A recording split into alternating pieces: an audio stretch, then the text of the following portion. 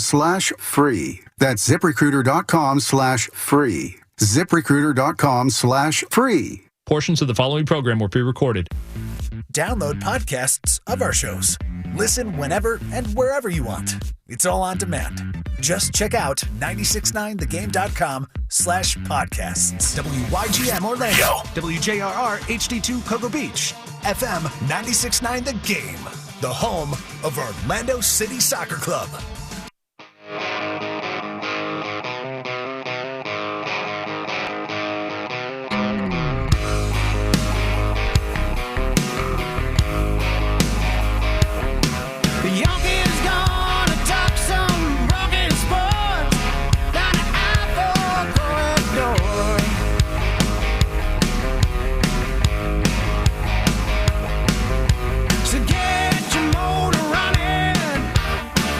Time to put the pedal to the floor.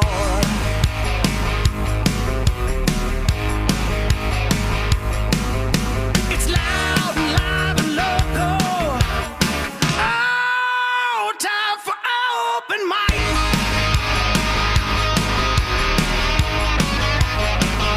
That is correct. We are loud. We are live. We are local right here in Orlando, 6 to 9:30 a.m. every morning with so many ways to listen to us. FM 96.9 The Game, AM 740, HD 101.1-2. You can also watch us on social media, Twitter, Twitch, YouTube. Just go to YouTube, search for Open Mic Live Stream, and you can find us and see our beautiful faces right this very minute. Welcome to Open Mic. I'm Mike Bianchi, the Bulldog sports columnist of the Orlando Sentinel. Joining me, as always, is Adam Reardon, the deceptive intellect, and, of course, Austin Pastolka, the man we call the Sultan of Sound. Yeah, that's right, Mike, and I got to tell you, big sound today coming from Dan Mullen. Excited to show that off for the rest of the show.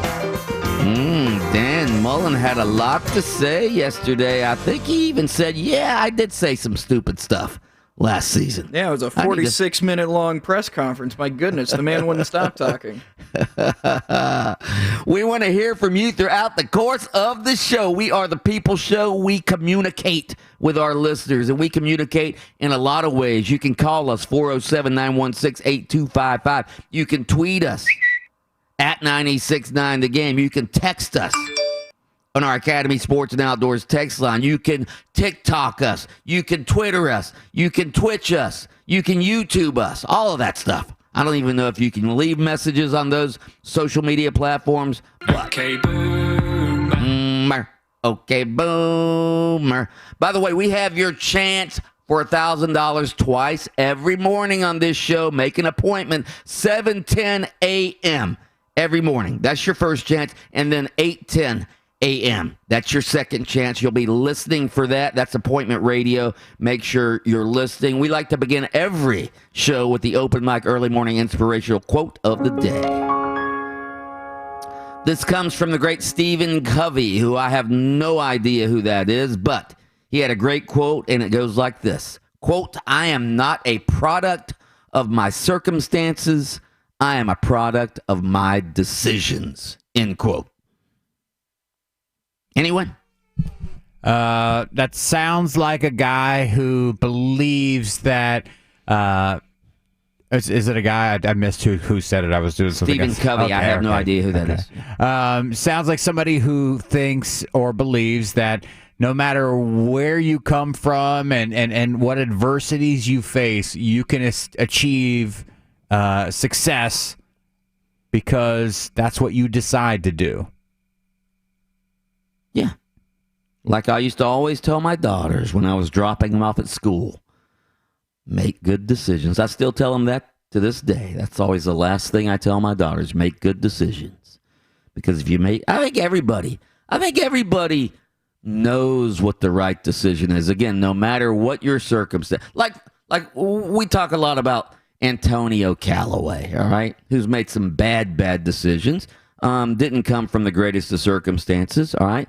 But I think when Antonio Callaway is going to do something, all right, whether it's substances that he shouldn't be putting into his body that he knows he's going to be tested for. I think he knows I shouldn't be doing this, but I'm going to do it anyway. So he makes that decision, right? He knows what's right and what's wrong. Does he not? Yeah, but I also think that, sort of when you're raised around a culture, it becomes quite ingrained, and that may be your social views on things. It may be certain behaviors that you don't find to be wrong, but somebody else does. So but at the end of the day, you have to weigh the options. The risk versus reward of all the things that you do. Yeah, absolutely. All right, that is our quote of the day. By the way, programming note, we were supposed to have Gus Malzahn on at 8 a.m. today. That's been switched to 8 a.m. tomorrow. All right, so we will have him on. We were supposed to have John Hammond, the Orlando Magic GM, on yesterday, and, we have a Magic representative on every Tuesday. We call it the Magic Word. Well, he forgot that he was supposed to come on yesterday. It was no big deal. I mean, we get blown off for interviews all the time. We're a morning show. We're on early. Sometimes people oversleep or they forget, and we understand. We're flexible. We're pros. We always have something prepared just in case, and usually we don't hear from the athletes or coaches who blow us off for whatever reason that may be, but not John Hammond. So after the show yesterday, I got this voicemail from John Hammond, all right? And it was unbelievable. He was so apologetic, so nice. He wanted me to call him back, so I called him back, and he apologized again profusely. What?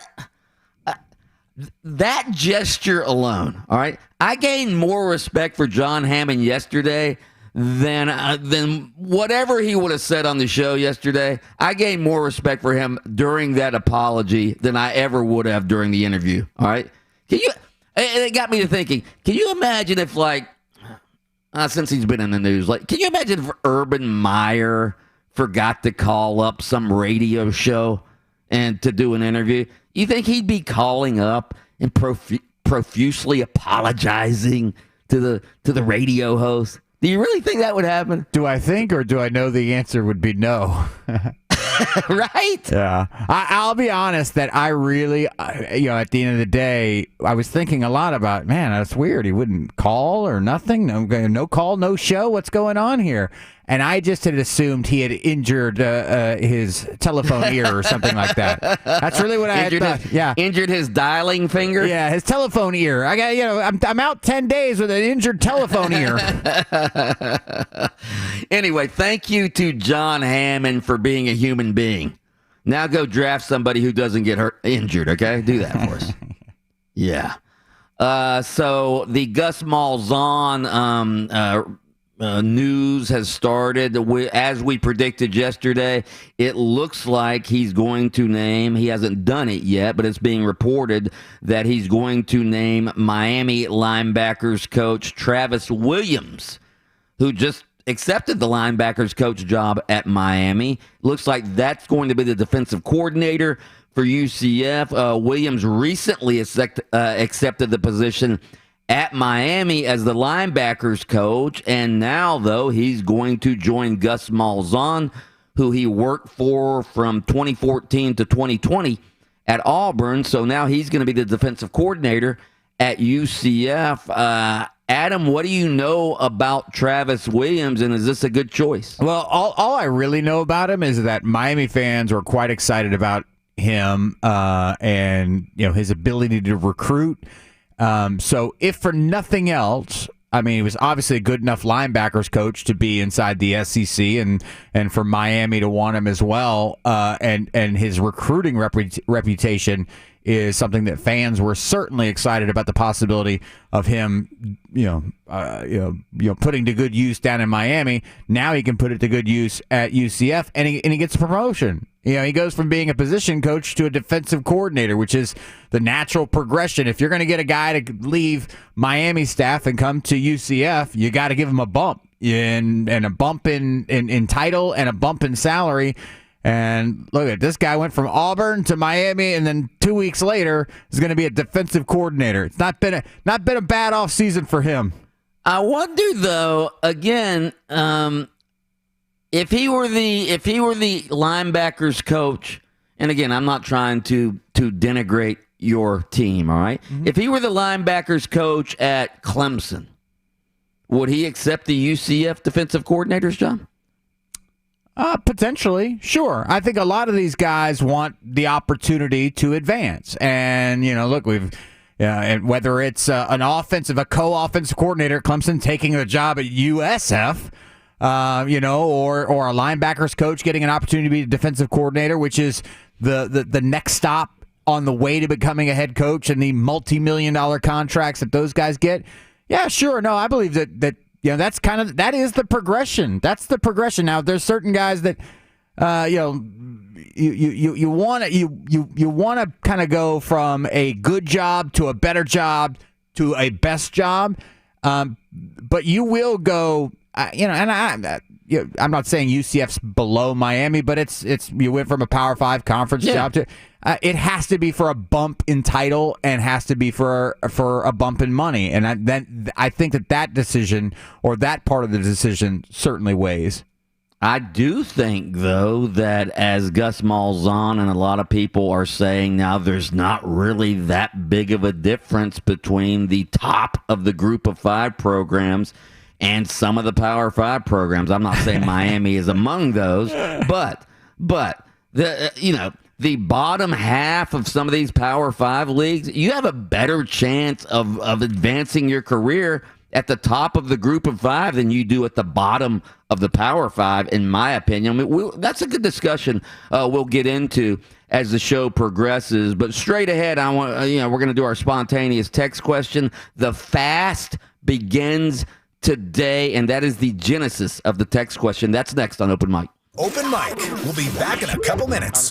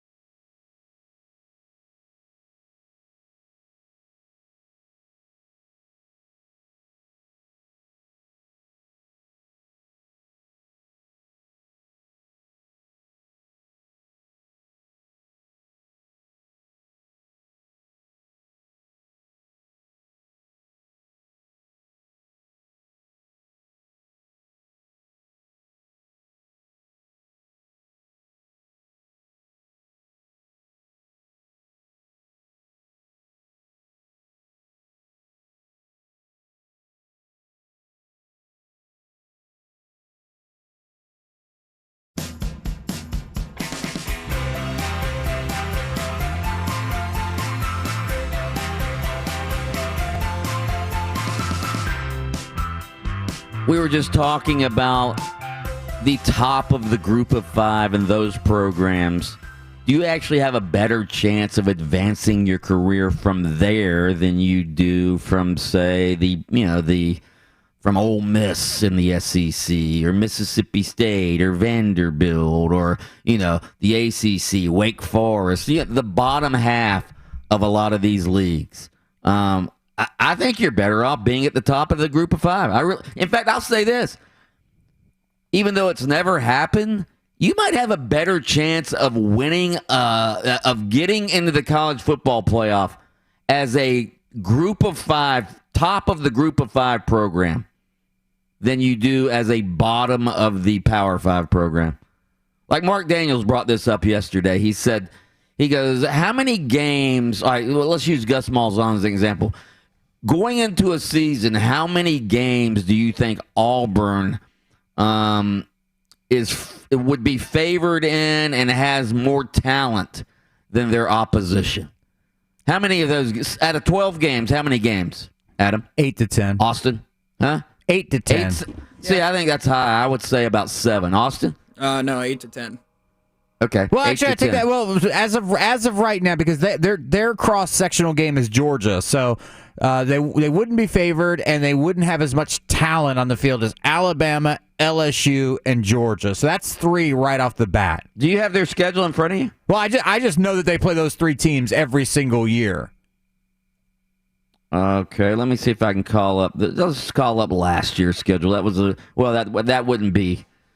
That wouldn't be representative because you're taking out the 2 Humpty Dumpty opponents that some of these teams usually play. So, all right. While I'm looking that up, how many games, ideally, do you think UCF would be favored in their schedule? Probably 10 to 11, or maybe even more than that. That's why I say, and again, we can debate how many games Auburn is favored in. I think UCF is favored in at least a couple more games than Auburn is. And if you can go unbeaten in the group of 5, what are the chances of essentially to get into the playoff in the SEC? You have to, obviously win the Western Division, which is no easy task with Saban there. And you have to lose only one other game. You can only lose essentially one game and get into the college football playoff in most years, right? You can only lose one game. Most years. Okay, so I think UCF has a better chance of winning all of their games than Auburn does of winning all their games but one. Just my opinion. But again, and for you, that you say that would translate into a better job for an assistant, like a job, a guy being hired away as a head coach. I think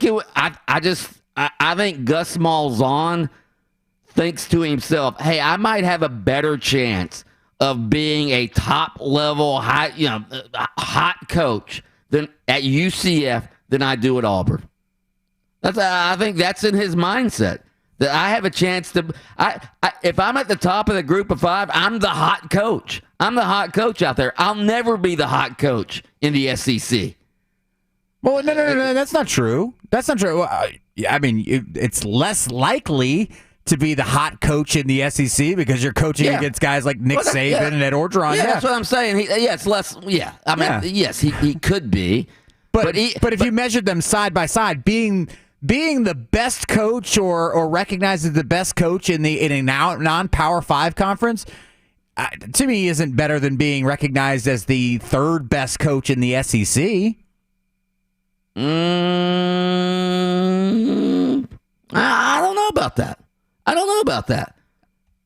Well, because there's times where the 3rd best coach in the SEC has a national championship ring as a head coach. He's participated, for a national championship in the SEC, which you can't do. Have we come to grips with that fact that the way that the college football playoff is set up, that he can never win a national championship at UCF? Just won't happen unless they proclaim another one. Not unless they expand the playoff. Right. Yeah. But he at least had a shot at it at Auburn. And I don't know that at that moment anybody would have pointed to Gus Malzahn and goes, that's the second or first best coach in the SEC at this moment. Yeah. I mean, I'm looking at. I mean, obviously Nick Saban, Jimbo Fisher. All right, let me ask you this. Ed Orgeron's got a national championship too. Okay. All right. If a big time school were looking for a head coach, all right, are they going to hire Ed Orgeron or are they going to hire Luke Fickell? Because I'm saying they would hire Luke Fickell. Well, I'm saying Luke Fickell is a hotter candidate than Ed Orgeron, even though just last 2 seasons ago, Ed Orgeron won a national championship. Well, I think here's a couple of the other things you got to factor in. One, Luke Fickell makes probably 1/8 of what Ed Orgeron gets paid, or 1/5 of what Ed Orgeron gets paid. Okay, but what does that have to do with it? Well, if you're going to hire Ed Orgeron away from LSU, no. Take the money out of it. I'm just talking about if for instance, Ryan Day, or that's probably a bad example because that's in Ohio. Say USC is looking for a head coach, and they have a choice between Ed Orgeron and Luke Fickell. Money's no factor. I'm saying they hire Luke Fickell because Luke Fickell's went unbeaten. He's the hot young coach in the group of 5. Are you debating that? Would they take Luke Fickell over Jimbo Fisher? I'm debating that, and the only reason probably not because Jimbo Fisher. He had a good year. He had a good year. And Jimbo Fisher is he's a coordinator. He's a play caller. Ed Orgeron just. By the way, Ed Orgeron already had his shot at USC as the interim head coach. Good point. Yeah. That was probably a bad example as well. Yeah. So anyway, all right. Here's the spontaneous text question of the day. Spontaneous text question of the day.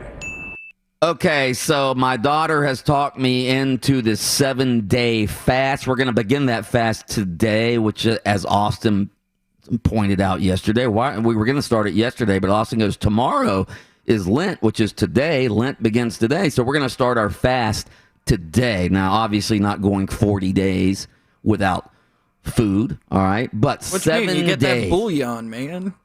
Yeah, that's the extent of my any type of food I get is chicken flavored bouillon, which I don't even know how to make. I guess you just put the bouillon cube Can you in have boiling beef water. Flavored bouillon? Like, is it any bouillon or? I think you could probably have any bouillon, but I'm a chicken bouillon guy. Tell you what, after day 2, you're gonna look for some other kind of bouillon. All right. Get any of this bologna? Is there any bologna bouillon around here? Any chocolate bouillon? Any of that? You've just got chocolate shavings and hot water now at this point. I don't know. That counts. All right, first of all, do you guys think I will last the full 7 Not a days? chance in hell. Yes. 7 days. Ooh, what? You did? Yeah, 7 days. Yes, you can do it. I think I can do it. Mike lives alone. Like, he doesn't have someone there. My daughter lives here now, so we'll have. That changes everything. Oh, the accountability factor is going to be quite strong too. No, and honestly, I mean, this is a guy that I literally, when we were all in the studio, would after during breaks, come and bust out 35, 45, 50 push-ups. Yeah, but that's like a minute of him doing something hard. This is 7 days of a growling stomach. No, I get that part. Growling stomach, I think, goes away after the first 2 days. I think the growling stomach goes away after the first 2 days. I think the first 2 days are going to be the struggle, and then he's gonna. It's sort of like a work week. He's gonna kind of get to the hump day of this whole thing and go, all right, I'm in the back end. He's gonna struggle to the hump day, and then he's gonna go, hey, listen, I've already done half of this. I'm in it. I jumped in the pool. I'm good to go. Well, Adam, I appreciate your confidence in me. I will try to live up to that. But the spontaneous text question, if you guys were giving up anything for Lent, I don't know if you are, what would it be? Or how about this? What would be the hardest thing for you to give up for Lent? For 40 days? No, just let's just go a week. Let's go a week. Since that's what my fast. Yeah, a week. Like, to me, it's not going to be the food. It's going to be the beer. Like, I like to have a couple of beers at the end of my day. Sort of wind down, a little, Wait, is he not allowed to do beer for this? No. No. No, water, black coffee, chicken bouillon. Yeah, there you go. Yeah. Can he drink? Can he drink like one of these light beers that people say? No. Oh, that's just water. Oh, that's just water anyway. Coors Light. You know what kidding Mike me? needs to do? You know what he really needs to do is go get the. Remember, during like hurricanes and whatnot, Anheuser-Busch makes like water, but they put it in like what looks to be beer cans. Yeah, that's at the end, right there at dinner. Mike's like, little carbonated water. Yeah. Bud Light seltzer, brother. All right, text in what would be the hardest thing for you to give up for Lent. Also, text in some pointers for me on how to conduct a 7-day fast. Only liquids, all right? Right around the corner, we've been talking about Dan Mullen a little bit. He spoke for the first time yesterday, and we're going to talk about Dan Mullen versus Gus Malzahn. That's next on Open Mic. Open Mic, the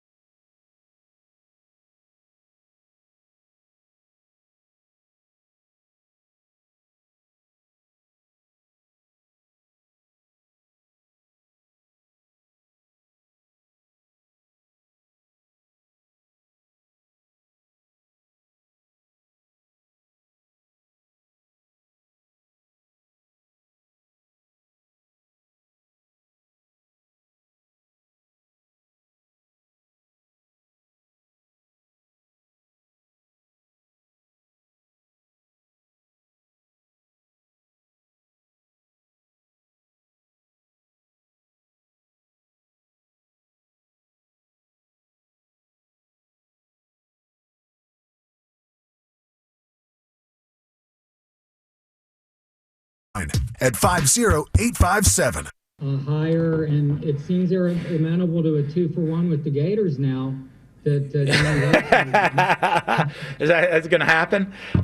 You know what? I'm really happy for Gus. I'm good friends with Gus. I've known him a long time. I've known him since I remember going out to visit him in Arkansas when he was a high school coach, and him coming to spend days here and us talking a lot of football together. I thought when I talked to him one time, I thought he might catch his breath for maybe a year just to catch your breath a little bit. But I know he'll be ready to go, and and I'm really happy for him to get that opportunity and at a great program like UCF.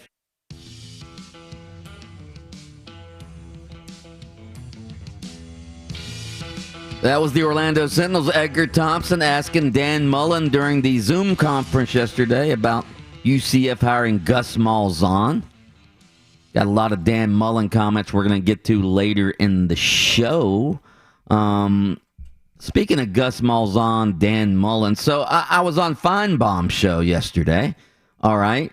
And, so we were talking yesterday about how Gus Malzahn right now is the most accomplished coach among the big four coaches in the state of Florida, I think. And I think we all agreed that right now that would be the case. So I wrote about it in my column at the Orlando Sentinel as well.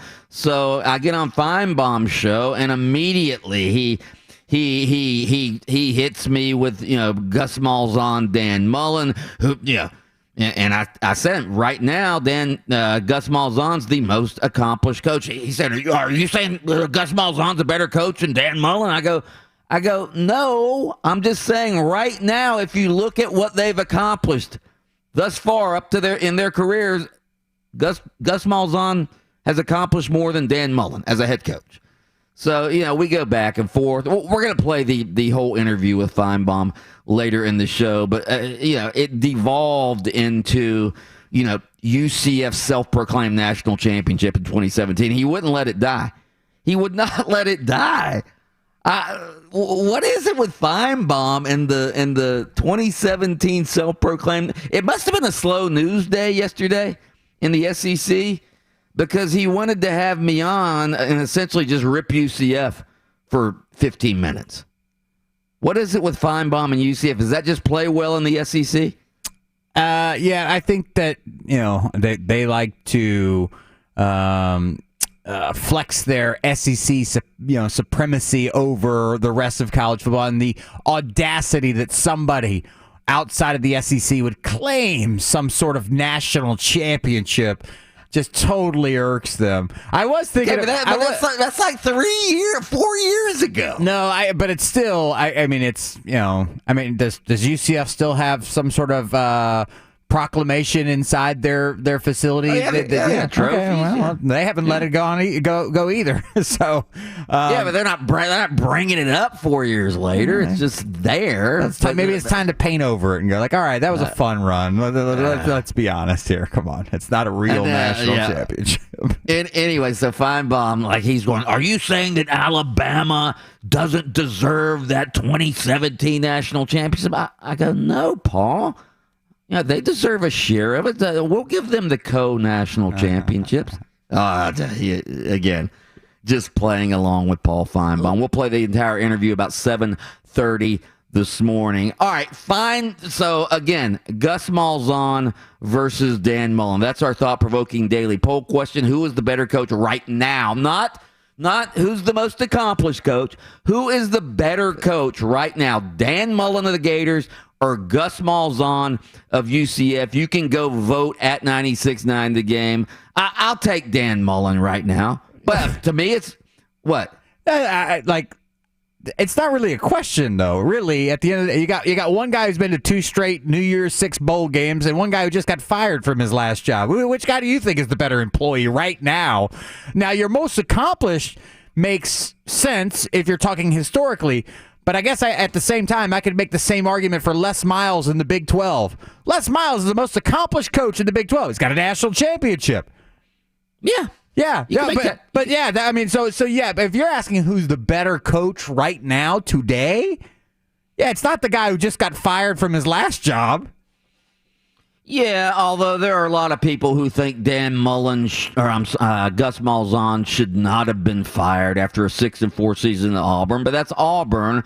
I do think though it's fluid. I think it's fluid. I mean, let's face it, Dan Mullen didn't end his season at Florida on the best of notes, even though they did take Alabama to the wire in the SEC championship game, but they lost their last 3 games.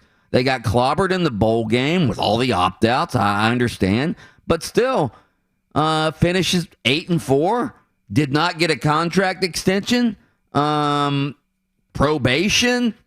So Dan Mullen didn't have the best of years at the University of Florida. If Dan Mullen loses 4 games next year and Gus Malzahn runs the table at UCF, let's have the vote next year. Then who are you going to vote for? Yeah, no, at that moment, then now we've got a discussion on our hands. That's what I'm saying. It's a fluid situation. These things can change from year to year. So, but anyway, go vote at 96.9 The Game. I think both of us are voting Dan Mullen right now. And plus, Dan Mullen, Gus Malzahn is 55 years old. He's not coming off a great season. Obviously, he did get fired. His offense wasn't very good last year. So we're voting Dan Mullen, but what do you guys think? You can go vote at 96.9 The Game. Speaking of Dan Mullen, though, his first interview yesterday since the Cotton Bowl, and he didn't exactly shut the door on the NFL. We'll discuss that next on Open Mic. 96.9.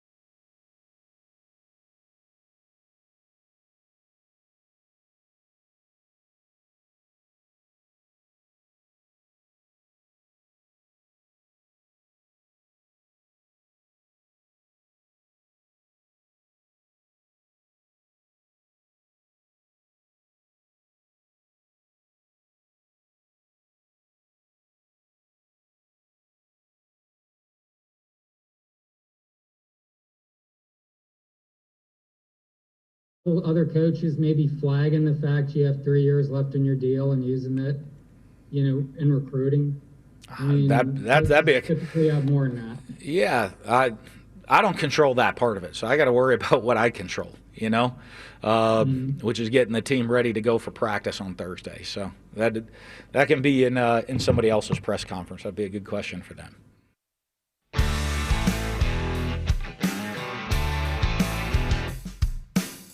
Edgar Thompson asking all the tough questions of Dan Mullen yesterday during the Zoom call. You only have 3 years left on your deal. You didn't get extended. Is that going to be used against you in recruiting?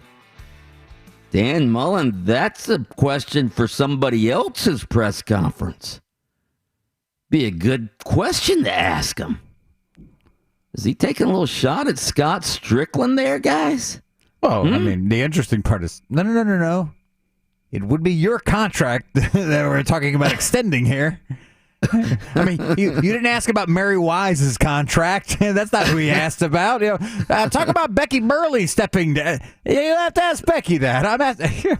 Asked about your contract. That'd be a good question. That'd be a good question for them. Talking about Scott Strickland. So obviously Dan Mullen not happy about not having his contract extended. Of course, the reason he didn't get it extended is because he got UF put on probation for the first time in 30 years.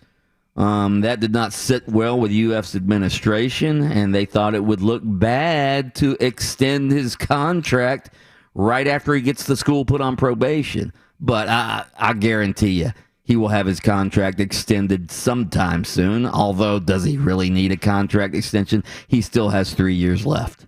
He still has 3 years left at $6 million a year. You know how I feel about these exorbitant, extended contract, 6 years. Come on. He's got to go into Scott Strickland's office and say, listen, man, I'm getting crushed out there on the recruiting trail because these kids don't think I'm going to be here the full 4 years for. Yeah, and I told them I'm going to be a father figure for them. I can't walk out on them. Guess what? Got to get me that 6 year deal. The kids aren't going to be there a full 4 years either. If they're good recruits, they don't plan on being there full 4 years. So Kyle Trask was here for 9 years. What are you talking about? Speaking of will Mullen be at Florida, now, he brought up the NFL, he was asked about the NFL interest and the rumors and the rumblings right after the season about, NFL teams being interested in Dan Mullen. Now, he never shot those rumors down. Never shot him down. He was asked again yesterday about the NFL, his NFL future, and here's what he said. So, did you have true interest in going to the NFL? You know what? I didn't speak. I didn't interview with any NFL teams this year. So, most of my focus was on getting us back to Atlanta to get back to the SEC championship game. Okay, he said that. Do we have the longer clip on that? I do not have the longer clip on that. I can look it up, though. Okay, here's what he said, all right? He said, I'll address it this way. I think a lot of people are trying to figure out what the future of college football is going to hold and what that's going to look like going forward. I love being here at the University of Florida. I think we have a great program. We have a great fan base, a great history, the opportunity to be a championship program every single year. But I think there are concerns with coaches regarding what the future of college football is going to look like. I think there's a lot of uncertainty that we're trying to figure out right now to see what our futures are going to hold, end quote. So again, he didn't exactly shoot down the fact that, yeah, I might want to go to the NFL, because what's he saying there? That it's going to be a pain in the ass to recruit your own players with the transfer portal opening up like it is, the name and likeness issues. Is that what he's saying? He thinks it's going to be a pain to be a college football coach? It's going to change the whole dynamic of the game? Is that what it sounds like? It sounds like he's Dabo Sweeney light, if you will. Remember, Dabo's like, listen, the day we start playing these kids, I'm out of here. I can't. This is no way I'm going to be a part of this.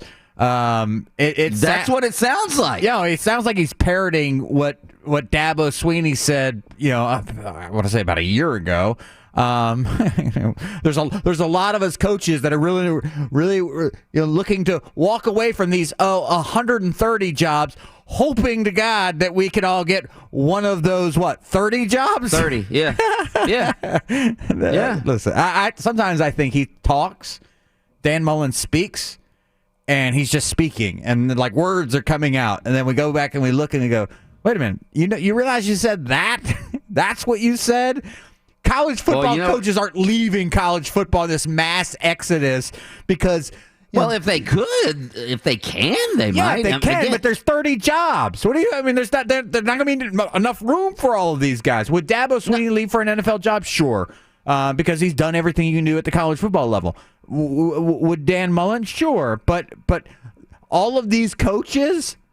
We're not talking about all the coaches. We're talking about Dan Mullen here. Of course, there's not enough room for all the really good college coaches to have NFL jobs, but there is room for a select few, and Dan Mullen seems to be, at least right now, among those select few. So why? To me, why does he seem to be? He just told you he didn't interview with anybody. Now, and the word on the streets was, I think he's got an agent that wants to make it sound like that. I think this is a guy that's still waiting for a contract extension. So sure, why say no way would I ever think about the NFL? Yes, right now, if I'm looking to sign a contract extension, I'm looking to redo my deal, I want somebody who's in another office down the hallway for me to believe that, hey, I better sign this guy to a pretty hefty deal. He's thinking about the NFL. But the NFL, I mean, he told you right there, and other than some unsubstantiated rumors on the internet, has anybody said the NFL is interested in him right now? No, but again, he has the resume where the NFL would be interested in him, because the NFL, we all know it's a quarterback league, and we know Dan Mullen's reputation for developing quarterbacks going all the way back to Alex Smith and Tebow and Dak Prescott and Kyle Trask and Felipe Franks. Hell, you could even throw Cam Newton in there when he was at the University of Florida. So, again, Dan Mullen has sort of the quarterback whisperer resume that a lot of these NFL teams like, but I thought it was very interesting that, again, he's pointing to what's happening. I don't know if he's talking about name and likeness so much as the transfer portal, even though he's taking advantage of the transfer portal. What's not to like about the transfer portal for him? He just got a 5-star tight end and a 5-star running back out of that. Well, again, if you're a college football coach, though, all right, especially at a big-time institution, all right, a big-time school, I don't think the transfer portal really, and again, has Dan Mullen recruited some players out of the transfer portal? Yeah, but I don't know that really, I think it helps like the UCFs of the world more than the Floridas and Alabamas of the world, because I think it levels out the playing field. Yeah, I know. I think that for those schools, for the upper echelon school, if they for some reason had 3 defensive ends leave for the NFL draft, or then they may need a stopgap guy before that freshman can develop physically and become a. So I think that, again, for Florida, they just lost Kyle Pitts, right? And before I'm trying to remember the zipper, I believe, is the next tight end in line. Before he could take that next big giant, why not? If there's a guy available out there that you think is a quality football player, why not add that depth to your roster? I think all the schools have taken advantage of it. And as you mentioned, for like schools like UCF, I mean, they got a defensive back from Georgia. Yeah, you're going to get some upper echelon guys that maybe were 4 stars but couldn't beat out a couple of 5 stars, and they say, listen, I want to play football. And they can go to UCF. They can go anywhere, frankly. And I think UCF has benefited from that as well.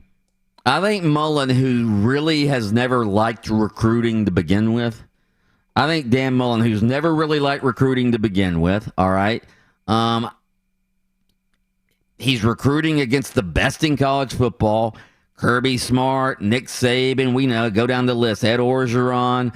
So he's recruiting against the best. He's having to bust his ass recruiting against these guys, not winning the recruiting battles against these guys.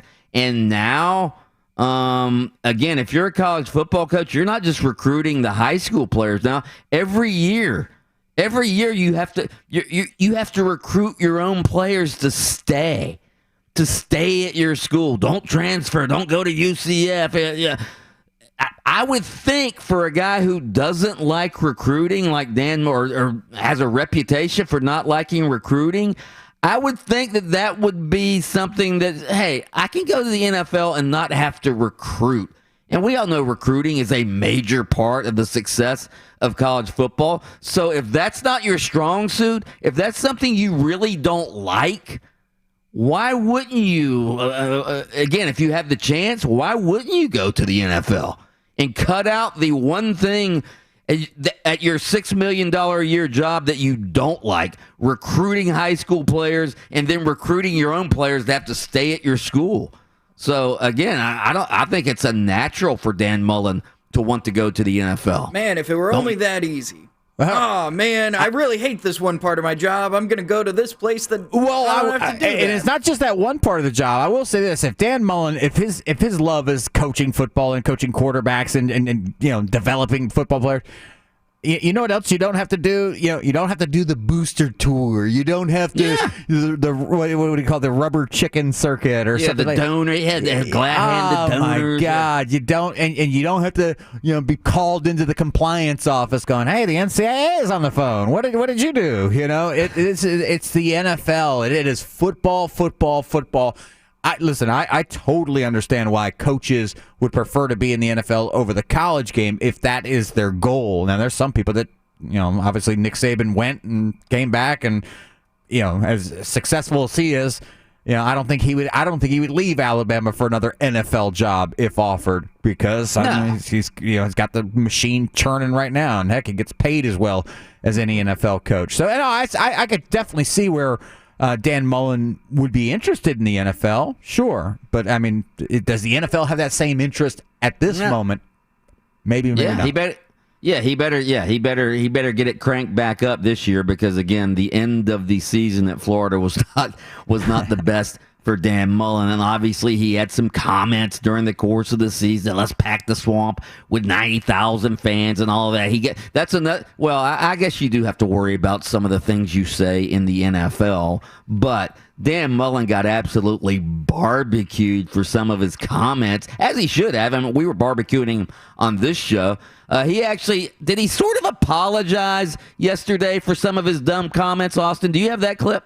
Yeah, hey, you know what? As I told you guys, there were probably some times last year I said things that,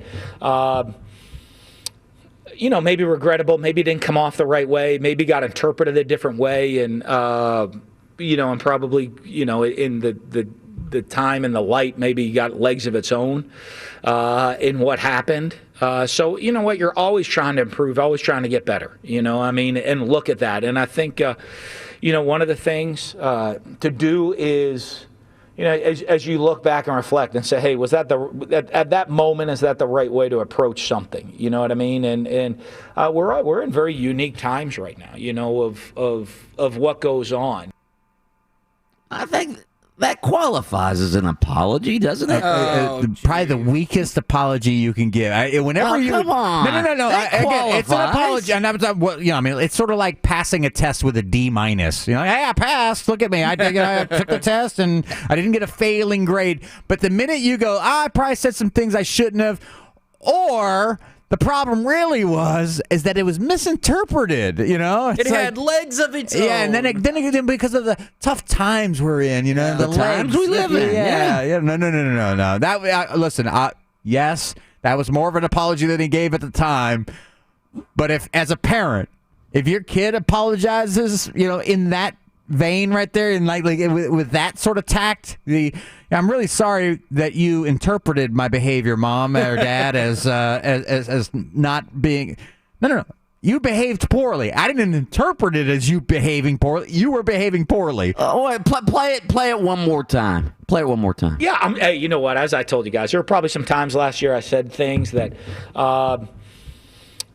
Maybe regrettable, maybe didn't come off the right way, maybe got interpreted a different way, and and probably in the time and the light maybe got legs of its own in what happened. You could have at least taken a breath, Mike, between the I shouldn't have said that, but you probably misinterpreted what I was saying. It does sound like he's the antithesis of our open mic early morning inspirational quote of the day. Sounds like he's saying, I am a product of my circumstances, not my decision. That's true. Right? No, that's exactly what he's saying. Like, really, the times we live in. I probably should have said it, and it could have just stopped right there. I mean, if he stops right there, that's the apology.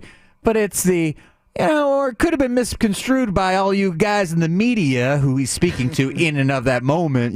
Looking right at that little Edgar Thompson square going in, in the Zoom meeting. You're the guys who gave it legs, not me. Yeah, got legs of its own. Just grew those legs all by themselves. Yeah. All right, let's pause for station identification. WYGM Orlando, WJRR HD2 Cocoa Beach, FM 96.9 The Game, the home of Orlando City Soccer Club. What you reading there, honey? It's very exciting stuff, you see. It's the front page of the internet. All right, here we go. It's the front page of the internet this morning. We start off on YouTube's trending page, where an interesting video is number 3 on YouTube's trending page from Bailey Sarian. It is Mystery and Makeup, her series where she does her makeup as she talks about various true crimes and that sort of stuff. This time, she talks about the famous mystery that is the story of Lacey and Scott Peterson. Do you guys remember this story when it was going around? Yes. Yes. Yeah? Because obviously I'm way too young for this, but how big of a deal was this story when it was going around? Lacey and Scott Peterson? That's the one where he, killed her and threw her over the boat or something like that, right? Yeah, that's huge. It was pretty big. It was on all the tabloids. It was no John Benet Ramsey, but it was up there. Yeah. Well, this video has 1.7 million views, so this mystery still has legs of its own today. Let me tell you. As opposed to Googling the information of the story, I'm gonna listen to it from somebody who's applying mascara. No, thanks, but no thanks. I don't want to do all that work. You kidding me? Could you imagine, instead of Sports Center or reading the sports page, we watched Sports Center, but it was really just, these ESPN talking heads while they're shaving. Linda Cohn putting on her makeup and Hey, I'm Bob Lee with Sports Center here. Hold on, I got some hair on my back. Can somebody get this for me? Terrible. Happy birthday today. We've got a plethora of famous birthdays today, probably to make up for the fact that we haven't had such good ones the last couple days. Let's see. Let's go with Michael Jordan. The Michael Jordan, not Michael B. Jordan. Michael Jordan. Really be Michael Jordan. This really be Michael Jordan. 55. He's 53. He's 58 years old. God, he's old. Also, happy birthday to singer-songwriter Ed Sheeran, who is 30. Reality star Paris Hilton, who is 40 years old today. That makes me feel old. And happy birthday to friend of the show, Larry the Cable Guy. He is also 58 years old today. He and Michael Jordan born on the same day? The GOAT of basketball and the GOAT of comedy. There you go. Yeah. Hold on now. Oh, we got a LeBron defender over here. No, I wasn't talking about the Jordan part. Oh, okay. This guy, what? Obviously, you must be talking about Michael Jordan, not Larry the Cable Guy. Yeah, Larry the Cable Guy, Richard Pryor. Whoa! George Carlin, Larry the Cable Guy. Whatever. Then we move on to Reddit, which this video has been trending across Twitter, Reddit, all over the place. So the giant snowstorm that has hit Texas, which has caused massive blackouts in Austin and across the state. Well, there is at least one good thing that has come from it. Have you seen the video of the guy who is shuffling his feet making a spider web because he's bored and doesn't have any electricity or anything? Have you seen this video? No. I'll have to tweet it out, but someone high up in a building is pointing down, watching as a man in a blank field full of just untouched Oh, so snow. this wasn't a guy videotaping himself. This Nope. was like, dude, look what our neighbor's doing. Yep, Weird that's guy. exactly what it is. And he's just shuffling around, making a spider web in the snow, because in Texas, they ain't got nothing else to do right now. Wow. We have friends in San Antonio who sent us pictures of what their front yard looks like. It looks like Minnesota. Oh, yeah. It's unbelievable. Crazy. It is absolutely That's crazy. not going to hit here, is it? I don't want any part of that. I'm not. my wardrobe is not prepared for that sort of I action. remember the storm of the century that hit here years and years ago, where it snowed and it was breaking all the trees. It got so cold. Yeah, remember that? I don't remember that. I do remember like one time where it was like right around Christmas time, and it's like you'd see on Facebook it's snowing outside, and then you'd run outside and you'd look and like, well, there is some ice on this swing set, but I don't see any snow. Trying so hard to get my kids to see snow. That is that the front page? That's the front page of the internet. That's it. That's everything. The whole internet. All right, straight ahead. The sound off. We're going to hear from some of the newsmakers in the world of sports. But hold on, we have your chance at $1,000 right this moment.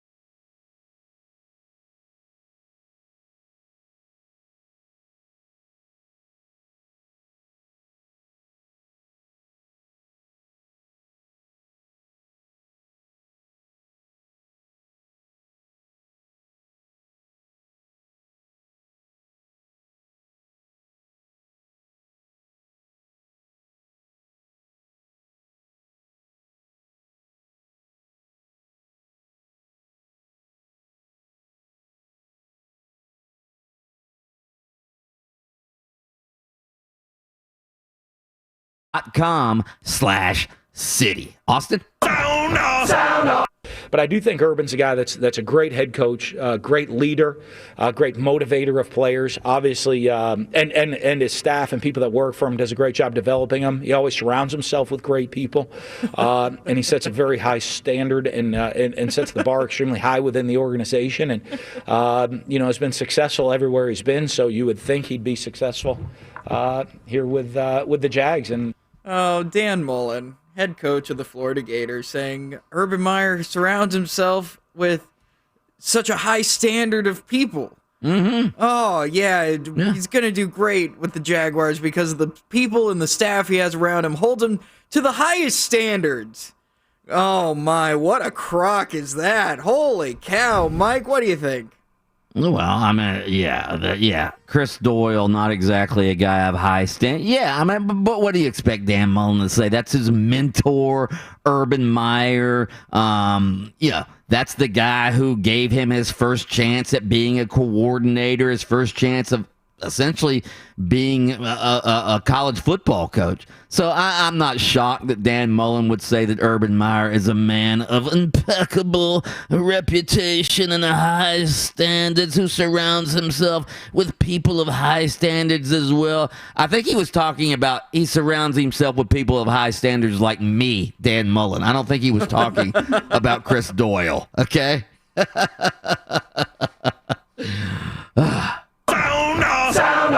Well, the biggest thing we're doing right now, Keyshawn, is we are truly evaluating the position.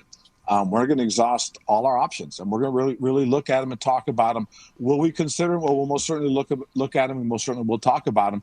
But there are no promises. Ron Rivera, the head coach of the Washington football team, was asked about Cam Newton and if there could be a reunion between Ron Rivera and Cam Newton in Washington. After a not-so-great season in New England, Cam Newton's available. Adam, do you think it's a good fit? So they just signed... Who's the guy that played in the playoffs with him? Heineke or something like that? And he played really well. Henny? No. Todd, was it Todd? I can't remember. Hanky or Heineke or something like that. Yeah. Heineken. Well, the Heineken guy. They signed him. At some point, if you're Cam Newton, Taylor Heineke. Yeah. When do you decide? You know what? I don't want to bounce around from team to team playing for league minimum type money or minimum for the quarterback type money, trying to get to that next opportunity, especially if you're ending up on these bad teams, because it's not a good look for you either. It's not making you not bad teams. Washington made the playoffs. Yeah, they made the playoffs. A bad team. Bad team. Lost at home in the playoffs to a mediocre old man Tom Brady. No. Hold on. What was Washington's record? What were they, like 7-9? 7-9. That's a bad team. That's a bad. Yeah. But again, if you're Cam Newton, you may not have that many more options. As far as Ron Rivera is concerned in Washington, who is your quarterback? Did you sign Heineke to be your long-term starting quarterback? You released a guy you drafted a couple of years ago. So, I mean, there may be an opening there. And it would make sense because those guys have had success together as well. To watch Andre Drummond before the game sit on the sideline, then go to the back, and then come out in street clothes because a team is going to trade him is bull. Because when James Harden asked for a trade, and no one's going to fight back that James was dogging it his last days in Houston.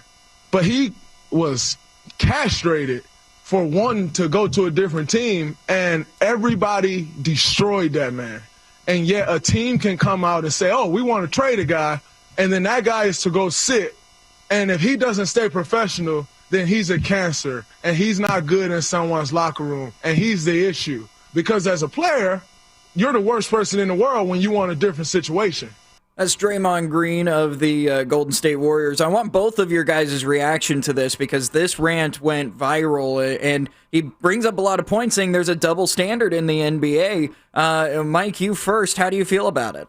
Well, I mean, you were very much a guy that was anti-James Harden because of his being unprofessional. But what's the deal here? Well, there is a double standard. It's not just in the NFL. It's or not just in the NBA. It's in the NFL as well. It's in all sports, and I've never understood this. Why do sports fans in general, who are most of sports fans are working schlubs like you and I, who are common folk, all right, working for the man, working for some big company or some big employer. Yet when there's any sort of dispute with management, sports fans always take management's side instead of the players' side. And the players are the employees, all right? You would think sports fans would take the employees' side, but there is a double standard because he's absolutely right. When players want to get out of a situation, they're considered bad guys and cancers. But when a team wants to tank and gets rid of all their good players, even though the players may not want to leave, that's just good analytics. So I totally agree with Draymond Green. Yeah, obviously I agree. And what I will say is that the fans out there, as certain fans get older and die off, and the younger fans come up, you've seen a shift in younger fans appreciate and understand more, the player side of all of these sorts of arguments and these sorts of discussions. I mean, listen, paying college football name and likeness 20 years ago, 85% of sports fans, 90% of sports fans would have been saying, no, this is college football. Got to keep the tradition, and these are amateur athletics and stuff. And I remember started Sports Talk Radio 20-something years ago. One of the first things we talked about is players deserve to make money. The schools now are making money off of ESPN and CBS and all this stuff. That needs to trickle down to some of these guys. And what would you say now, Mike?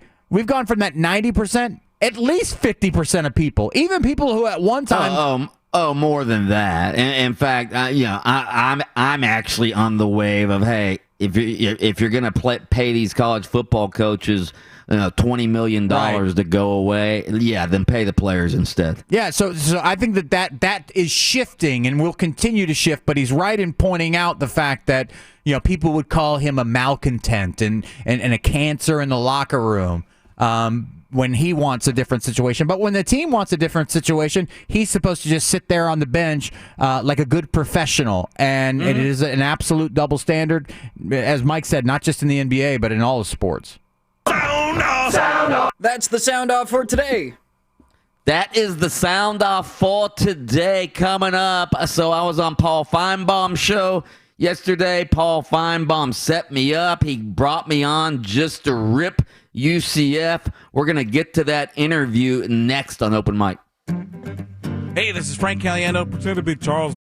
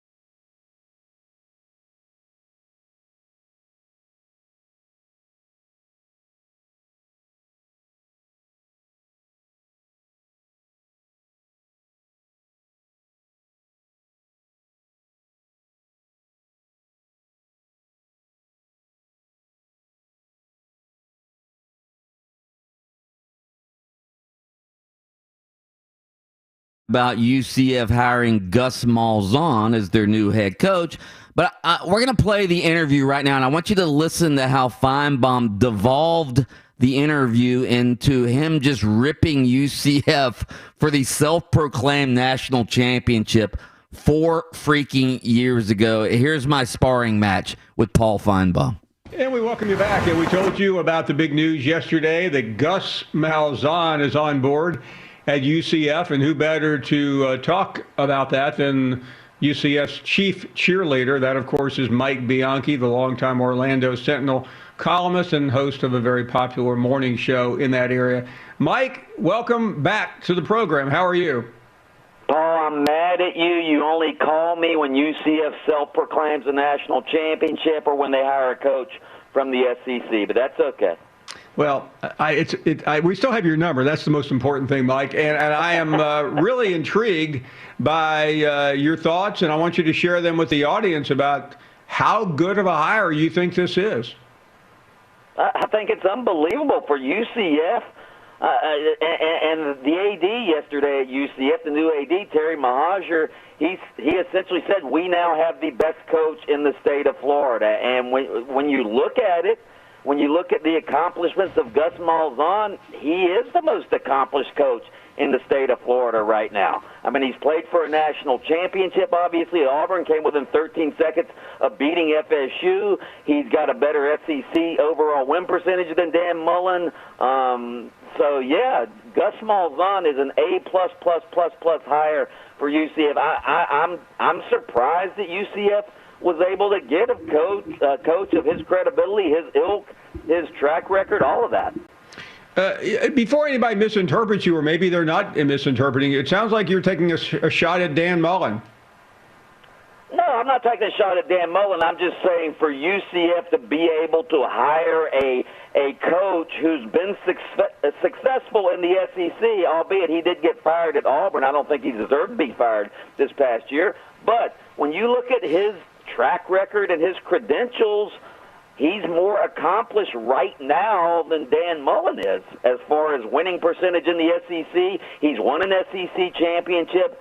Again, played for a national championship. That's just the facts. He's more accomplished right now than Dan Mullen as an SEC football coach. Yeah, but Mike, and I'm not arguing. I'm just trying to stipulate here that he did most of his best work was done in 2013. It's 2021. And Dan Mullen just took Nick Saban to the end of the fourth quarter in the SEC championship game. I don't think we should lose sight of that, should we? No, absolutely not. I mean, Dan Mullen's done a fine job at Florida. Now, obviously, he didn't close the season very well. Got clobbered in the bowl game, even though they had all those opt-outs. Lost his last 3 games and finished 8-4. And got Florida put on NCAA probation. But other than that, yeah, he had a fine year. Other than that, how was the movie? Mike, in terms of Josh Heupel, I want to get your thoughts on him before we come back to Malzahn, because I don't cover that team like you do. I know what his record was the first year and the second year, and this year it trailed off. How do you feel the program is under Malzahn versus how it was under Heupel? I thought Josh Heupel, again, the situation he came into following Scott Frost after that unbeaten, self-proclaimed national championship season, and then he comes in with all of that pressure because they had everybody coming back. The quarterback, Mackenzie Milton, was coming back, and then he again runs the table and and gets to the Fiesta Bowl where they lose to LSU, and LSU, of course, won the national championship the next season. I thought Josh Heupel did a hell of a job at UCF. Yes, he tailed off at the end, but again, this past season, I don't even count this past season, which is why I don't think Gus Malzahn should have been fired at Auburn. I don't think any coach should have been fired after this pandemic-plagued season. Josh Heupel, what never did trail off, though, was his offense. His offense for 3 years at UCF, one of the top offenses in the country. Tennessee's offense is going to be markedly better under Josh Heupel. So I think Josh Heupel did a great job at UCF. A lot of UCF fans were down on him this past year, but again, I give everybody a free pass after this past season. Mike Bianchi with us, the king of free passes here. Mike, Yeah, I hate to keep going back to things, but you kept using the word accomplished here, and I understand that. I mean, there's a stipulation between accomplished and best. Who's the better? Who's the better coach, Dan Mullen or Gus Malzahn? Right now I take Dan Mullen. Okay. Dan Mullen. But I mean, when you were, right I mean, now, you sound like you were selling a used car a minute ago, trying to sell us on Gus Malzahn's accomplishments, and you just kind of skated right past the fact that Dan Mullen. Paul, all I was saying is that when you look at their accomplishments right this minute, right this moment, Gus Malzahn is the more accomplished coach in the state of Florida than Dan Mullen is. Now, Dan Mullen's younger, obviously. He's considered an up-and-comer. Gus Malzahn's 55 years old. Some people think that he may be on the way down, which, again, I don't think that. I think UCF is getting a Gus Malzahn that has something to prove. He even said that yesterday. I think Gus Malzahn sees some of these young whippersnappers like Josh Heupel and Jeff Lebby, the offensive coordinator at Ole Miss, who a lot of UCF fans wanted to hire because he was under Josh Heupel at UCF. I think Gus Malzahn sees these guys and say, wait a minute, these guys are running the no-huddle, hurry-up offense that I essentially invented, and now everybody thinks they can run it better than me. I think Gus Malzahn's got something to prove at UCF, so I think you'll see that too. What's the upside for Malzahn? We saw where Scott Frost took this program. What can Malzahn do? Well, Malzahn, obviously, he already has a track record recruiting the state of Florida. He's considered a good recruiter. Now, he's not going to be recruiting against Nick Saban and Kirby Smart and Ed Orgeron now, so he should be able to recruit very well at UCF. The upside is, and they said it yesterday, now I don't know how realistic they're being. They said, hey, they want to get to the Final Four and get to the college football playoff. They even said, hey, we're going to have to upgrade our schedule, which is something the previous regime, Danny White, would not do unless it was on a home-and-home basis. So, I think they can go undefeated at UCF. They have one of the top quarterbacks in the nation, Dylan Gabriel, returning this season. So if UCF's offense isn't one of the best in the country this year in year one under Gus Malzahn, then he's going to hear about it. Yeah, and I just want to make sure people understand. You have continually said most accomplished. It was the athletic director who said best coach in Florida, did he not? No, I'm saying that he's the most accomplished coach in the state of Florida right now. Let's talk about this program for a second, because a lot of people, including myself, were quite annoyed 3 years ago when you and Danny White and everyone else was beating your chest, talking about like you guys really had won the national championship, when everyone knows that's not true, when everyone knows that Alabama won the national championship that year. Well, Paul, Alabama lost to Auburn that year. Georgia also played for the national championship that year in 2017. Auburn beat both of those teams, and then UCF manhandled Auburn in a bowl game. Okay, so again, and Mike, what is that supposed to mean? That's supposed to mean if you beat the man who beats the man, then don't you have at least a claim, especially when you haven't lost a game all season long? I don't know. You must watch a different WWE than I do. Paul, even you, Paul Feinbaum, even you now are saying, hey, we need to expand the playoffs now. So some of these. Well, no, I do, Mike, but and I know exactly what you're talking about. And you can go by and talk to Gus Malzahn every day of the week now about what happened in that game against Scott Frost. But my question to you, do you really believe that had UCF met Alabama for the national championship, they would have won the game? See, you had to bring in why did you have to go right? Well, because Alabama is the national. Alabama won the college football playoff in 2017, and you and everyone else at UCF, including the former athletic director, is still claiming a national championship. Paul, you need to let that go. I need to let it go. I've never. I follow the. I mean, I was in Atlanta when Alabama won. I thought that was it. I didn't realize that this had to be litigated for the rest of our lives. Paul, you even said the following year, if UCF ran the table, that you would actually show up. I did. I said, I was sweating out that LSU UCF game, and I would have come there. You know that. Thank goodness I didn't have to. But that's not really what we're talking about here, and that's where you UCFers seem to push the envelope to the really. I think to the detriment of college football. Paul, what we're talking about here is UCF was just the latest, all right? Cincinnati, it happened to Cincinnati this past year. UCF sort of got the ball rolling, all right? They're the ones who made everybody aware of the inequitable elitism system that college football, that guys like you promote. You don't care about the little guy. All you care about is the big boys in the Power Five with all of their money and all of their resources and all of their advantages.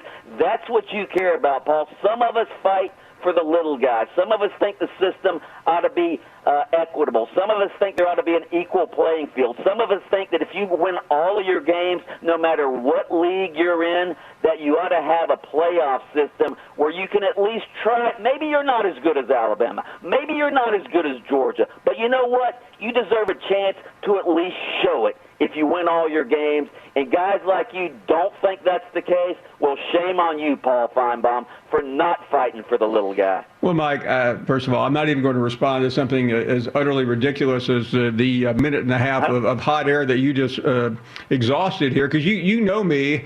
I don't subscribe to the system as being perfect. All I'm subscribing to is that Alabama won the national championship, something that you still won't even admit.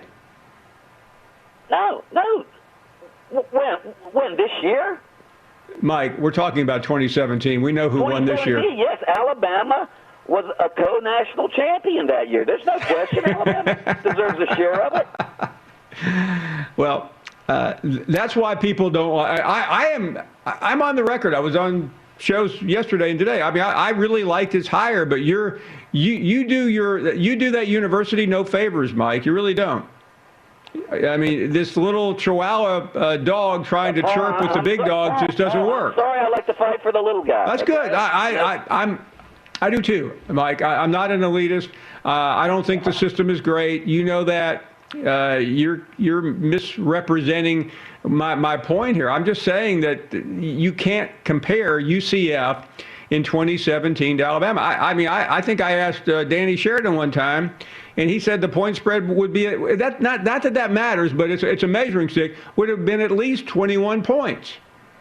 Then, Paul, why do we even play seasons? Why don't we just let the Vegas odds makers?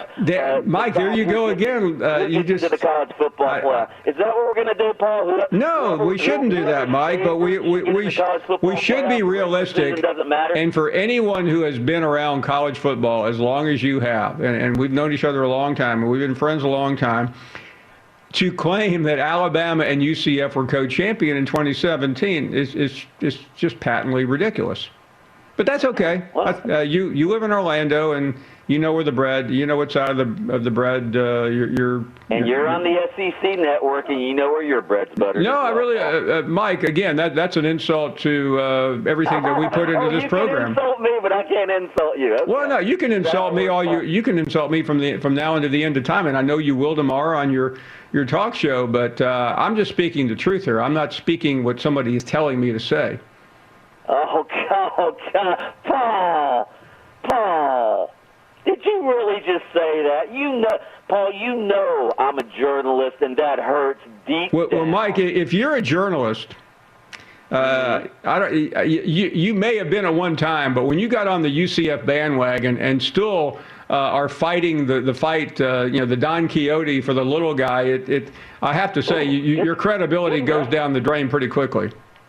I like the Don Quixote reference. Thank you, Paul. Well, I'll send you the entire vinyl of Man of La Mancha. Okay, hey Mike, we're out of time. I appreciate it. It's always entertaining. I didn't say it's informative, but it is always entertaining to have you on. Thank you, Paul. Thank you, Mike Bianchi. Okay, that was Paul Feinbaum. Will not let the 2017 self-proclaimed national championship by UCF die. I want to get you guys' opinion of it next on Open Mic. 96.9 The Game, FM, HD.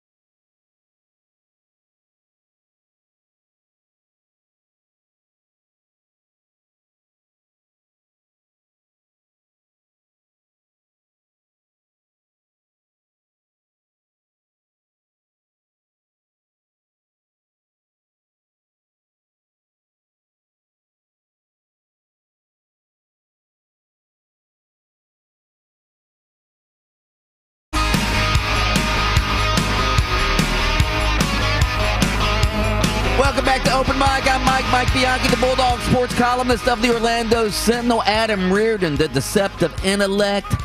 He joins us as always. Austin Pastolka, the Sultan of Sound. Yeah. Together we are Open Mic, the troika of sports talk radio excellence in the megalopolis we know as Central Florida. Your next chance at $1,000 coming up at 8:10 a.m. this morning. Do not forget to make an appointment every weekday morning at 7:10 a.m. and at 8:10 a.m. because we give you 2 chances on our show to win $1,000. You just heard my sparring match with Paul Feinbaum, who insulted my journalistic credibility, who called me names, who brought me on his show on the SEC network to talk about Gus Malzahn being hired at UCF, and then devolved the interview into essentially debating once again whether UCF deserved a share of the 2017-2018 national championship game. That segment right there shows me that Danny White won. Danny White won because UCF 2017 is still living in Paul Feinbaum's head rent-free. Still living in Paul Feinbaum's head 4 years later, rent-free. Why did Paul Feinbaum go there? That's what I want to ask you guys. Why did he go to 2017 UCF? I mean, we debated that 4 years ago. Was it just a slow news day on the SEC network, and he needed something to sort of rile up the elitist college football fans in the SEC? Is that what it was? Yeah, I think. Because I was baffled. I was baffled that it turned into that. No, because I mean, obviously he's pandering to his audience, and what better way to pander to his audience than to belittle UCF and their national championship claims of 2017, when clearly Alabama was the national champ that year. Not, I mean, you made a great point, and which was, Georgia competed for the,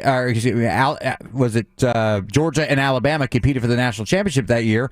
Auburn beat both of those teams, and UCF was able to beat Auburn. Not saying that means that, the transitive property doesn't apply in college football or anything else, in sports. But what it does mean is, look, they can compete with these other teams when given the opportunity. I remember the very beginning of college football with the Boise States, claiming, they should have a right to compete against. And I remember thinking, good, put them in a bowl game. They started including like one non-Power 5 school, and to go ahead and put them in. They're going to get thrashed by Texas. They're going to get thrashed by Alabama.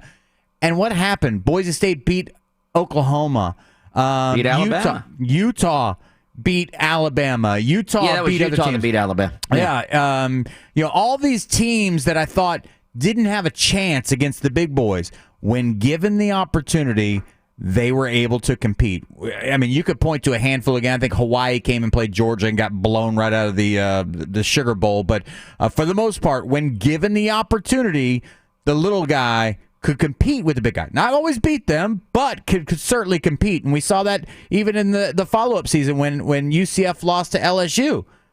They competed with the national champion. Yeah, they lost by one score. Yeah. They lost by one. Now, yeah, but the Paul Feinbaums of the world, they weren't really trying. They didn't really want to be in the bowl game, and they had opt-outs and all of that. Well, whatever. We have too many guys focused on the NFL on our team. That was the one when Florida lost to Louisville, and I was still doing sports talk radio in Gainesville. That was the big, we have guys that are looking towards the NFL, so it's not a... Listen, when you win those games, it's all about the supremacy, and look at how great we are. And then when you lose those games, it's because of this, I had a change of heart. I thought originally the UCFs, the Boise States, the whoever else it was at the time, had no business being on the field as the big boys. But when given the opportunity, they proved me wrong. And I think that UCF, at the very least in 2017, deserved an opportunity to compete against the big boys. I still contend that Urban Meyer's Utah team that was unbeaten, I think they could have beat anybody that year. I think they could have beat anybody. Alex Smith was their quarterback. They had a hell of a team. They blew out everybody with that offense that at the time was pretty new, that spread offense that they were running. So, again, it's not just UCF. There's been a lot of teams that haven't gotten a chance to play for the national championship because of the elitist system that is in place. Let's go to Lord Commander Charles, big UCF fan. What do you got, Lord Commander?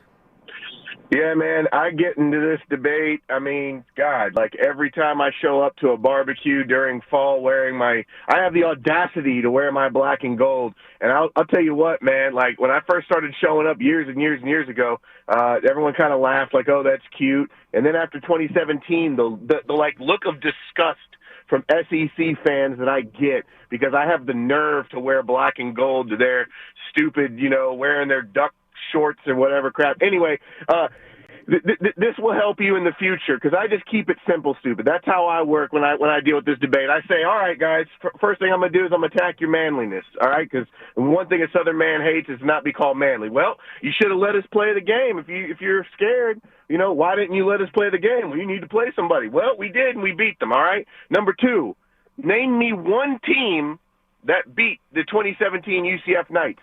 Well, they didn't. Well, it doesn't matter. Okay, if you can't name a single team, then you can't say that anybody beat them. So it doesn't matter. I just keep going back to that every time. So it's name me a team that beat them. Well, nobody did, of course, blah, blah, blah. I don't bother with the transitive property unless it gets down to that level because obviously you can go, well, this or that. And then I go ancient right, okay?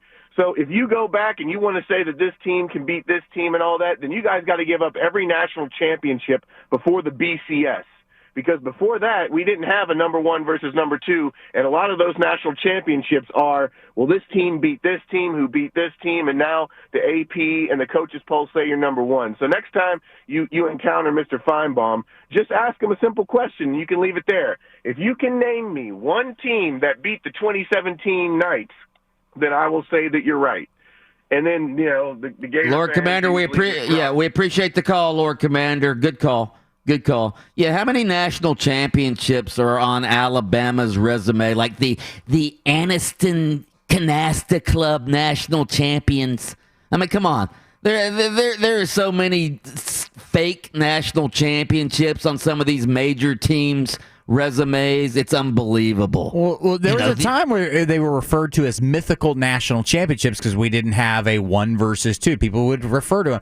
They're still mythical national championships because until you have a playoff in which everyone has the opportunity to play, it is not an actual championship tournament. At least in college basketball, every school that starts the season has a chance to win the national championship. You got to win your conference or your conference tournament. Every school has that chance. And then you got to win the NCAA tournament. Every school has that chance. In college football, you do not have that. You could win all your games in your conference, win your conference championship, and still not have a chance to compete for the national championship. Therefore, to me, the selection committee that picks the chosen four to play, which, by the way, also has some ties to television and what would be best for the advertising revenue and for the sport. Until that's fixed, all national championships in college football are mythical. Let's pause for station identification. Well said. WYGM Orlando, WJRR HD2 Cocoa Beach, W245CL Deltona. This is FM 96.9 The Game. You feel that? I can feel it. We're about to blast off. Just hook it to my veins! It's time for the blast. That's right, it's time for the blast here on Open Mic, and the blast brought to you by Frank Gay Services. A live operator is waiting for you, and a licensed plumber is ready to help today with a solution to your problem fast. That's the Frank Gay way, frankgayservices.com. We start off with the Open Mic thought-provoking daily poll. Who is a better coach right now? Is it Dan Mullen of the Gators or Gus Malzahn of UCF? Okay, you also heard Feinbaum dwelling on that because I said Malzahn is the most accomplished coach in the state of Florida right now. Well, we've worded it differently. Who's the best coach in the state of Florida right now? I'm picking Dan Mullen. He's not the most accomplished, but he's the best coach among the big four teams in the state of Florida right now. But as I said earlier this morning, this is fluid. Dan Mullen didn't finish the season in the best of ways. He lost his last 3 games. He finished 8-4. He said a bunch of dumb things during the course of the season. If he loses 4 games next year and Gus Malzahn runs the table at UCF, then guess what? I'm picking Gus Malzahn next year. Listen, if Dan Mullen is so much a better coach than Gus Malzahn, then why is Gus Malzahn the one who just got a new contract, huh? Because he got fired. Oh, yeah, that's right. That's right. Now, listen, 2 straight New Year's Day 6 bowl games, competing for the SEC championship. Three straight. Three straight, yep, 3 straight. Yeah. And then competing for the SEC title this year, winning the East. The answer is simple. This should... with all due respect to people in Orlando who just, have to vote for their favorite team, this should be 100% to 0%. Today, right now, it's Dan Mullen. Let's revisit it in a year. Should Malzahn win the American Athletic Conference, and if Florida sputters with a brand new quarterback and no longer with Pitts catching touchdown passes, then we can revisit it. Well, it's not 100% to 0. Shocker. I know. 58.5%. Goes to Dan Mullen. Okay, at least he won. Yeah. Supplemental poll number 1. After listening to Gators coach Dan Mullen's comments yesterday about his NFL future, are you more confident or less confident he will be at UF for the long haul? More confident or less confident? Mike? I mean, just when he was asked the question about, hey, what's your future in the NFL, and he said, I'll address it this way. I think a lot of people are trying to figure out what the future of college football is, what it's going to be. There's a lot of concerns among college coaches. So I would, how did you word the question again? Are you more confident or less confident he will be at UF for the long haul? Oh, much less confident after hearing his comments yesterday. Much less confident. It sounded to me like if Dan Mullen had had an offer this past year, he would have taken it. Yeah, if these kids become able to receive name and likeness and become professionals, I don't know what Dan Mullen would do. Probably go get a job where he'd have to coach a bunch of professionals, I guess. I don't know. He would have to struggle through that.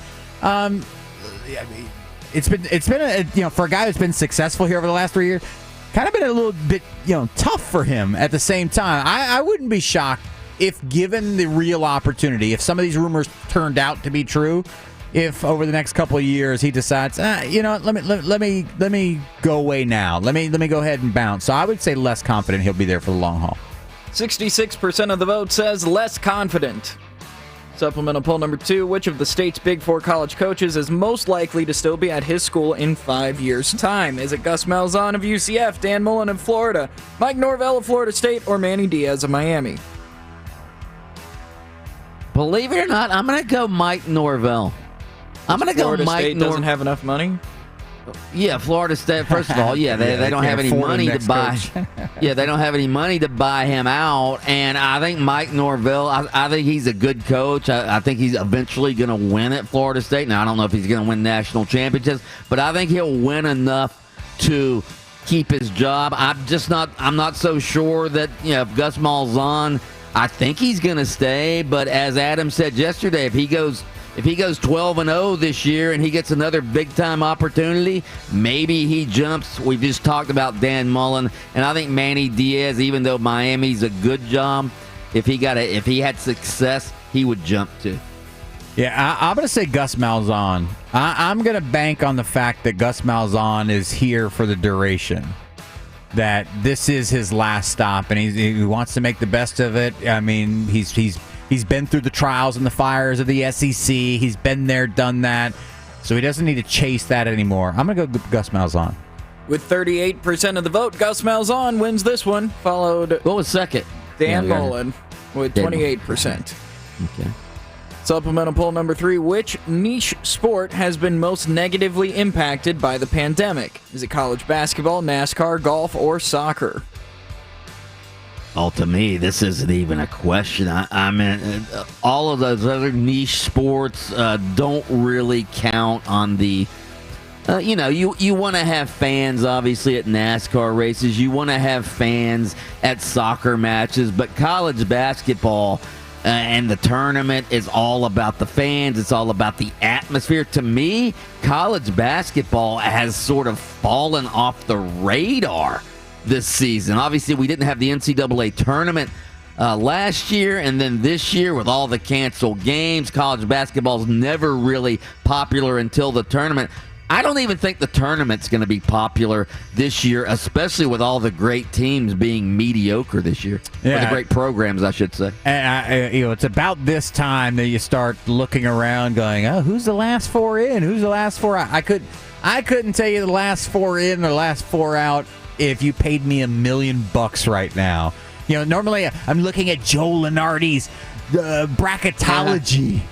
I haven't looked once. I have looked for golf scores.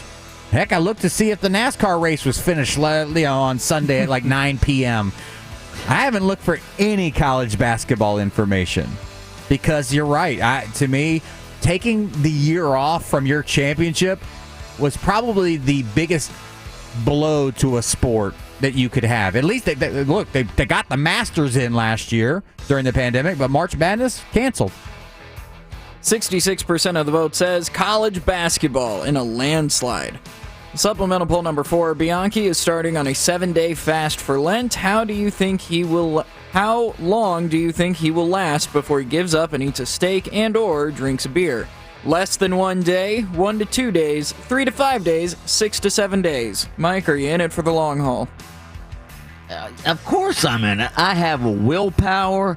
I have desire. I have want to. I'm going to expand my physical and psychological horizons to get through this, all right? I can do it. I ran a marathon at one point. If I can run a marathon, I can get through a 7-day fast.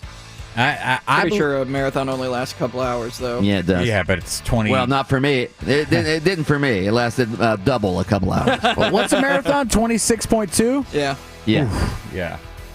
Listen, I could cut out food for a week easier than I could run a marathon. In my head right now, I'm being dead serious. I'm thinking about it right now going, no way.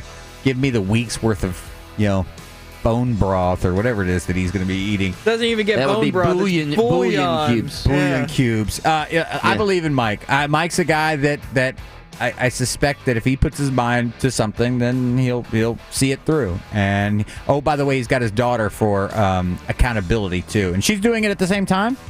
No, well, she taught me into it. I would never be doing this. So and then he won't want to let her down because he's a dad. Like Good point. That. Yeah. Yep. With 38% of the vote, 3 to 5 days wins this one. You can go 3 to 5 days. You can go 7. Yeah, that's my point. Once he gets past, it's either 1 or 2 days before he cuts us off and says, listen, sweetheart, I love you. I can't do this anymore. But he gets to the 3 to 5 day mark. He's on the back end of the hill. He's good to go. And finally, the open mic Would You Rather poll. Would you rather, in the same vein of giving up steak and beer, would you rather give up meat or give up alcohol forever? Forever? Forever. Never again. That's a tough one. And we're all meat now. We're talking chicken and fish. We are talking chicken and fish. Can you have Beyond Burgers or Impossible Burgers? Yes, a meat you can. Substitute? You can have a meat substitute. I think those meat substitutes are going to keep getting better and better and better. And I do like to have a couple of beers when I finish my column in the afternoon. So I'm going to go. I would give up meat because of the delicious meat substitutes that we're getting.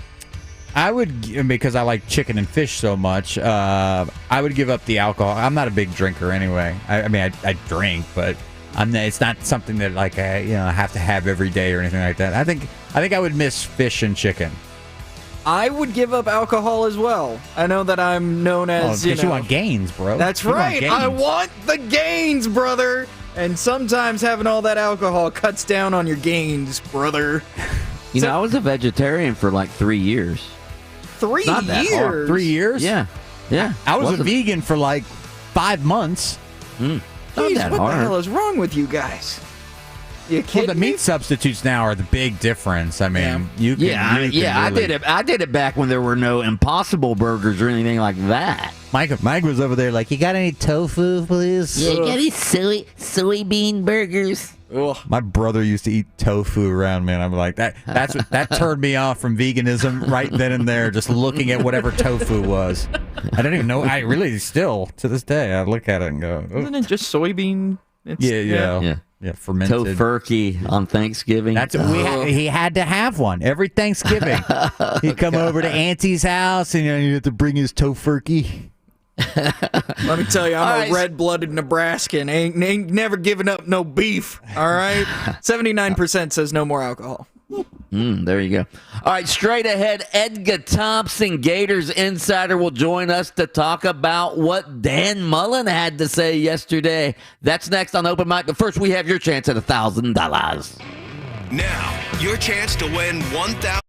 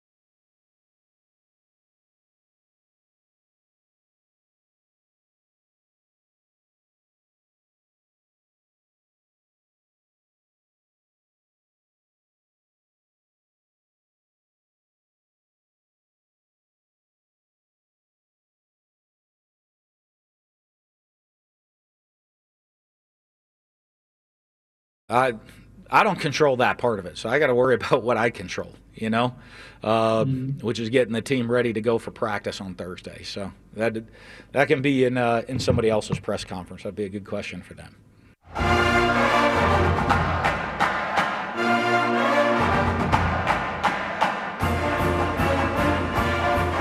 That was my Orlando Sentinel colleague Edgar Thompson asking the tough question of Dan Mullen. He's only got 3 years left on his contract, did not get extended this past season. Obviously, the NCAA probation had something to do with that. Let's bring in Edgar Thompson. You can follow all of his Gator coverage at OrlandoSentinel.com. You can hit him up on Twitter, by the way. Great follow at OS Gators.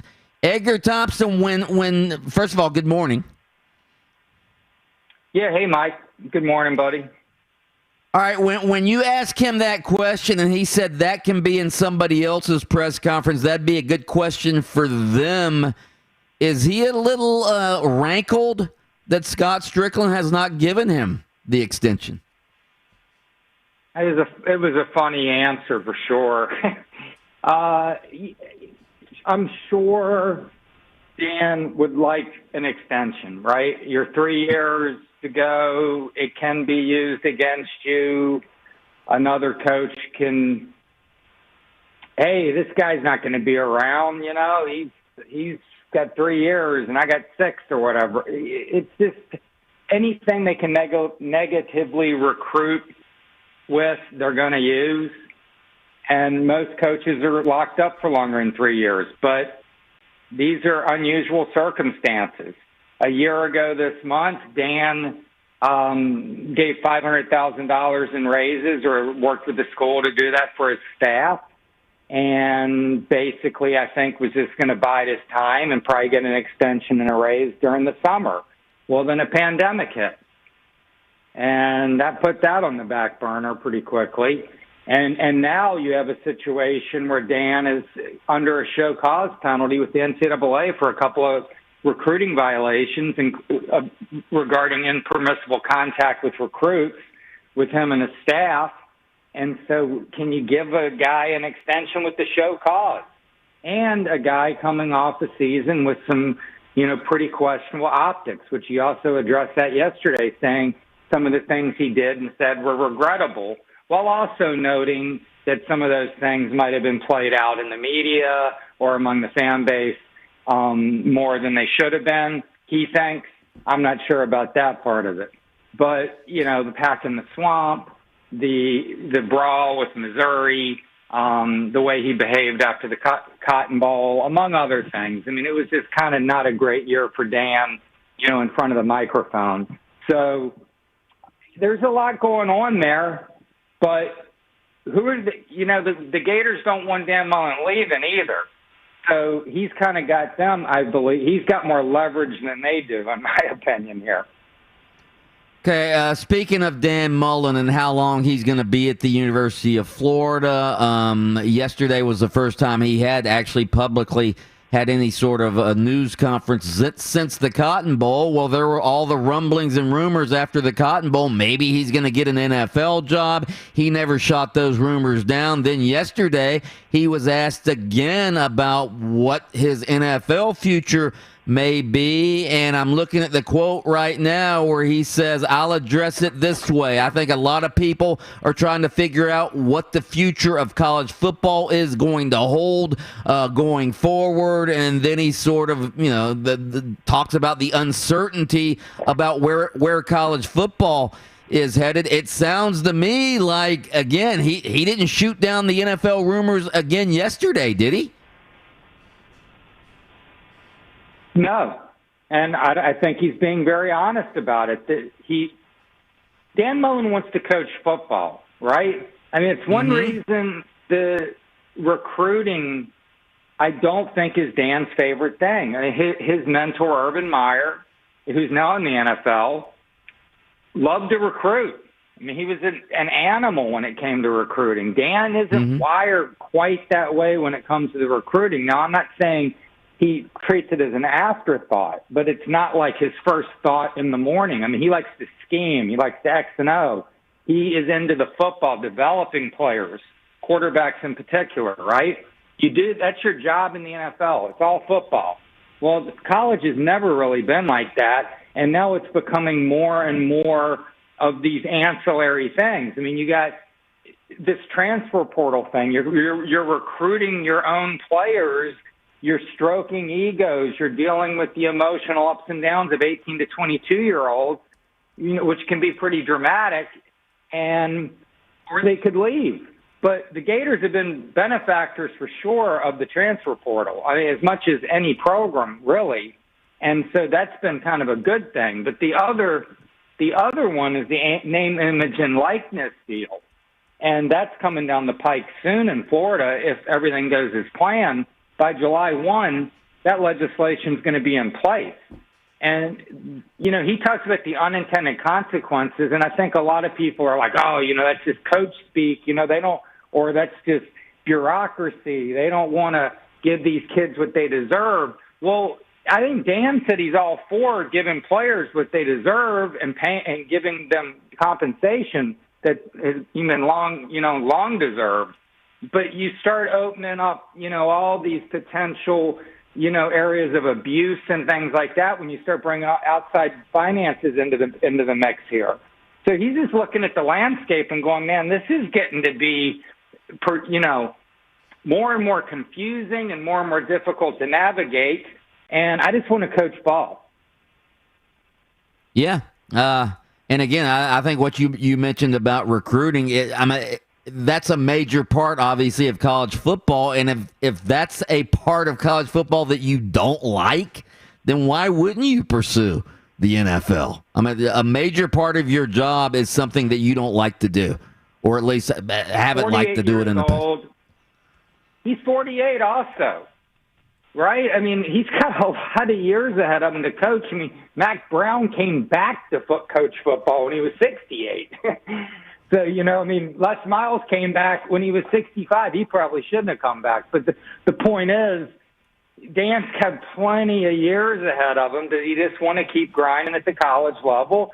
And, hey, he gets compensated really well, and he gets treated like royalty. He has a great lifestyle up here in Gainesville, and he might not want to give that up either.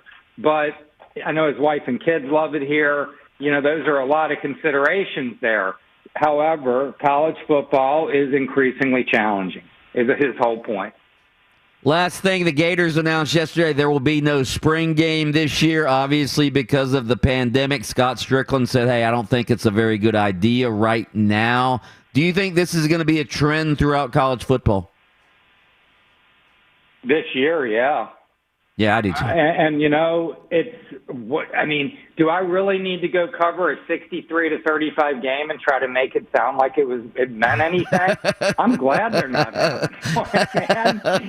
That last one was a joke. It was 762 yards of passing. I looked it up yesterday. All right, I think that some guy ran off the sideline and caught a touchdown pass, right? Wasn't it Lawrence Wright or something? Yeah, it was Lawrence. It's a contrived stage deal that, is a fun celebration for fans, and they get to come out and see players, so it's a fan thing. And for the young players, it's probably fun. I tell you, Felipe Franks probably wishes there'd never been a spring game, right? He had 3 interceptions and 4 passes. He probably wishes that one had been canceled. Edgar Thompson, nobody covers the Gators better. You can check out all of his coverage, his stories, his podcasts at OrlandoSentinel.com. Hit him up on Twitter at OS Gators. Thank you, Edgar.